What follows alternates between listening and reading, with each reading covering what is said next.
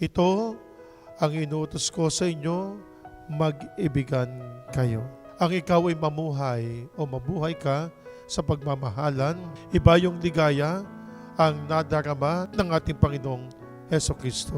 Dahil ang nangingibabaw ay pawang kabutihan, kapayapaan, pag-iibigan. Kapag nanatiling may puot ka sa iyong puso, meron kang galit sa iyong puso, lumalayo ka sa ating Panginoong Diyos. Sa lagi po nating nakikinig na salita ng Diyos, ito'y upang tayo ay iparating o dalhin sa malalim na ugnayan. Pero alam niyo ginagawa ni Kristo?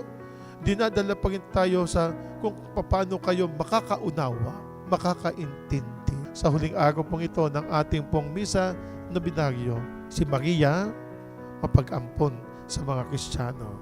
Paampon po tayo sa Kanya.